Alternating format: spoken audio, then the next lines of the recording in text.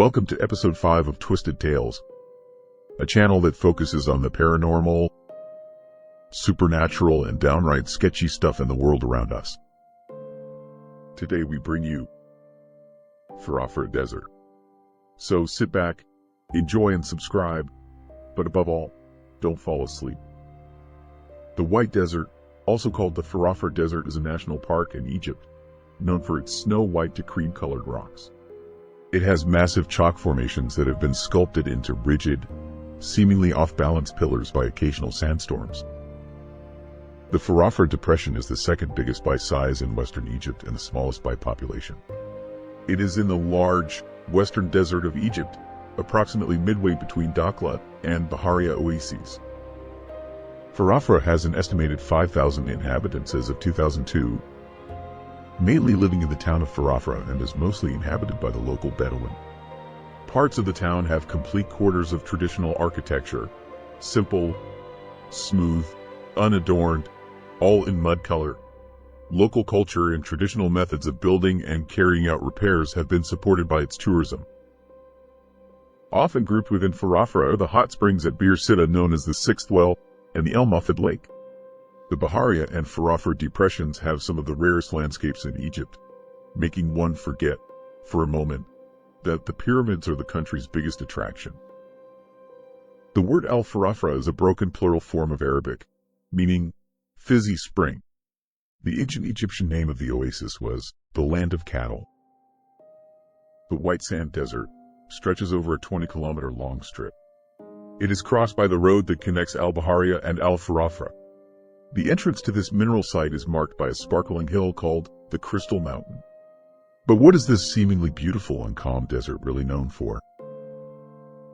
The desert seems to be home to the ghost of the pharaoh, Akhenaten, who has been spotted by both tourists and nomadic Bedouin, the latter populating the Farafra Depression, in which the White Desert is found.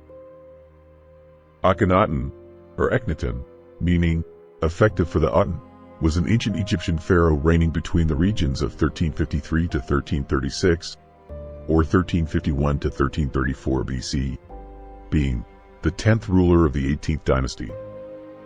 Before the 5th year of his reign, he was known as Amenhotep IV, meaning Amen is satisfied.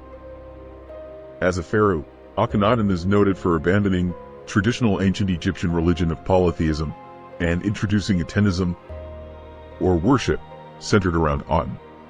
The views of Egyptologists differ as to whether the religious policy was absolutely monotheistic, or whether it was monolatristic, syncretistic, or henotheistic. In other words, the belief of a singular, all-powerful god or the belief in multiple gods. This culture shifts away from traditional religion and was reversed after his death. Akhenaten's monuments were dismantled and hidden, his statues were destroyed, and his name excluded from lists of rulers compiled by later pharaohs. Traditional religious practice was gradually restored, notably under his close successor Tutankhamun, who changed his name from Tutankhamun early in his reign. When, some dozen years later, rulers without clear rights of succession from the 18th dynasty founded a new dynasty, they discredited Akhenaten and his immediate successors, and referred to Akhenaten as the enemy, or that criminal, in archival records. Akhenaten was all but lost to history until the late 19th century discovery of Amarna, or Akhetaten, the new capital city he built for the worship of Aten. Furthermore, in 1907, a mummy that could be Akhenaten's was unearthed from the tomb, KV 55, in the Valley of the Kings, by Edward R. Ireton. Genetic testing has determined that the man buried in KV 55 was Tutankhamun's father, but its identification as Akhenaten has since been questioned.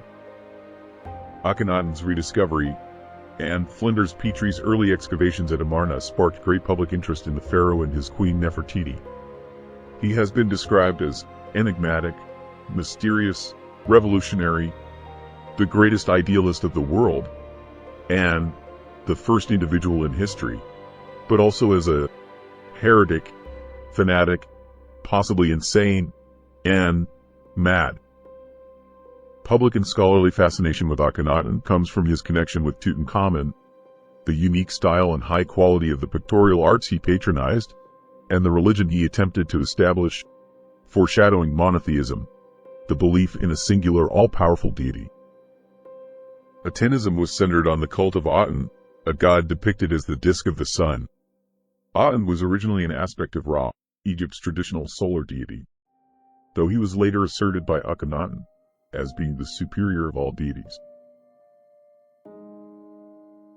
The implementation of Atenism can be traced through gradual changes in the Aten's iconography, and Egyptologist Donald B. Redford divided its development into 3 stages: earliest, intermediate, and final, in his studies of Akhenaten and Atenism.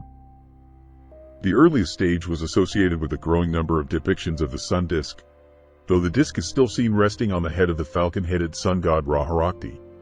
The god was only unique but not exclusive.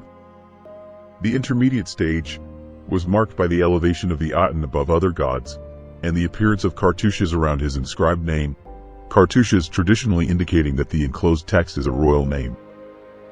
The final stage had the Aten represented as a sun disk, with sun rays like long arms terminating in human hands, and the introduction of a new epithet for the god, the great living disk, which is in Jubilee, Lord of heaven and earth.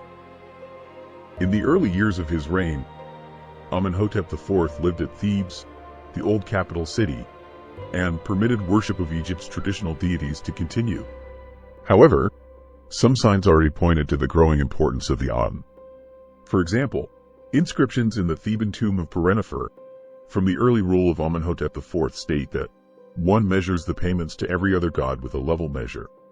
But for the Aten, one measures so that it overflows, indicating a more favorable attitude to the cult of Aten than the other gods. Additionally, near the temple of Karnak, Amun-Ra's great cult center, Amenhotep IV erected several massive buildings, including temples to the Aten. The new Aten temples had no roof, and the god was thus worshipped in the sunlight, under the open sky, rather than in dark temple enclosures as had been the previous custom. The Theban buildings were later dismantled by his successors and used as infill for new constructions in the temple of Karnak. When they were later dismantled by archaeologists, some 36,000 decorated blocks from the original Aten building here were revealed that preserve many elements of the original relief scenes and inscriptions. One of the most important turning points in the early reign of Amenhotep IV is a speech given by the pharaoh at the beginning of his second regnal year. A copy of the speech survives on one of the pylons at the Karnak temple complex near Thebes. Speaking to the royal court, scribes, or the people, Amenhotep IV said that the gods were ineffective and had ceased their movements, and that their temples had collapsed. The pharaoh contrasted this with the only remaining god, the sun disk Aten, who continued to move and exist forever. Some Egyptologists, such as Donald B. Redford, compared this speech to a proclamation or manifesto, which foreshadowed and explained the pharaoh's later religious reforms centered around the Aten. In his speech, Akhenaten said, "The temples of the gods fall into ruin. Their bodies do not endure. Since the time of the ancestors, it is the wise man that knows these things. Behold, I the king am speaking so that I might inform you concerning the appearances of the gods. I know their temples, and I am versed in the writings, specifically the inventory of their primeval bodies. And I have watched as the gods, have ceased their appearances, one after the other. All of them have stopped, except the god who gave birth to himself. And no one knows the mystery of how he performs his tasks. This god goes where he pleases, and no one else knows his going. I approach him, the things which he has made. How exalted they are." In year 5 of his reign, Amenhotep IV took decisive steps to establish the Aten as the sole god of Egypt. The pharaoh disbanded the priesthoods of all the other gods and diverted the income from these other cults to support the Aten. To emphasize his complete allegiance to the Aten, the king officially changed his name from Amenhotep IV to Akhenaten, effective for the Aten. Meanwhile, the Aten was becoming a king itself. Artists started to depict him with the trappings of pharaohs, placing his name in cartouches, a rare but not unique occurrence. as the names of Ra-Harakti and Amun-Ra had also been found enclosed in cartouches, and wearing a uraeus, a symbol of kingship. The Aten may also have been the subject of Akhenaten's royal Sed festival, early in the pharaoh's reign. With Aten becoming a sole deity, Akhenaten started to proclaim himself as the only intermediary between Aten and his people, and the subject of their personal worship and attention, a feature not unheard of in Egyptian history, with 5th dynasty pharaohs such as Niuserre-Ini proclaiming to be sole intermediaries between the people and the gods Osiris and Ra. By year 9 of his reign, Akhenaten declared that Aten was not merely the supreme god, but the only worshipable god.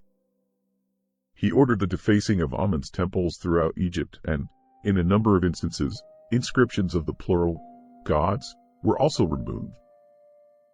This emphasized the changes encouraged by the new regime, which included a ban on images, with the exception of a rayed solar disk, in which the rays appear to represent the unseen spirit of Aten, who by then was evidently considered not merely a sun god, but rather a universal deity.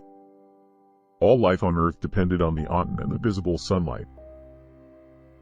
So what exactly happens to the soul, or Ka, of an Egyptian pharaoh who denounced the gods and made efforts to destroy their temples? According to legend, the angered priests of Egypt put a curse on Akhenaten upon his death to wander the great expanse of the White Desert of Farafra for all of eternity as punishment for abolishing their jobs, their gods, and the destruction of their temples.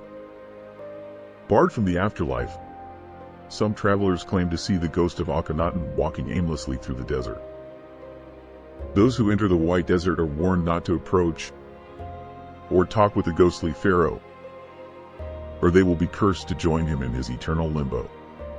In his book The Life and Times of Akhenaten, Pharaoh of Egypt, first published in 1910, Egyptologist Arthur Weigel, dramatically but impactfully, describes how the excommunication of a soul would have been understood by ancient Egyptians and describes Akhenaten's cursed eternal fate. When his name was erased from history, he writes, "It is not easy now to realize the fully meaning to the Egyptian of the excommunication of a soul, cut off from the comforts of human prayers, hungry, forlorn, and wholly desolate, forced to last a whine upon the outskirts of villages, to snivel upon the dung heaps, to rake with shadowy fingers amidst the refuse of mean streets for fragments of decayed food with which to allay the pangs of hunger caused by the absence of funeral offerings. To such a pitiful fate the priests of Amen consigned the first individual in history, and as an outcast amongst outcasts, a whimpering shadow in a place of shadows. Men of Thebes bade us leave the great idealist, doomed, as they supposed, to the horrors of a life which will not end, to the misery of a death that brings no oblivion." Whether or not the curse is true, no one can say, but we do know that Akhenaten did in fact abandon Egyptian polytheism.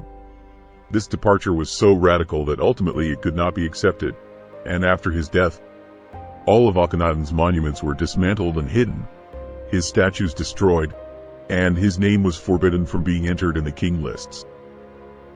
After about a dozen years, traditional religious practices returned, and a new monastic dynasty was formed, which discredited Akhenaten and referred to him as the enemy, or the criminal, in their records. Wherever the present-day version of this legend came from, Akhenaten is without a doubt one of the most fascinating Egyptian pharaohs. Efforts to remove him from the history books was done in vain, as he is now one of the most popular Egyptian pharaohs alongside Tutankhamun, Ramses II, Khufu, and Cleopatra. But the endless mysteries surrounding his life and death continue to puzzle and enchant archaeologists. Unanswered questions perhaps more haunting than the White Desert that houses the pharaoh's wandering soul. Thank you for watching episode 5 of Twisted Tales. Subscribe for plenty more to come. See you soon.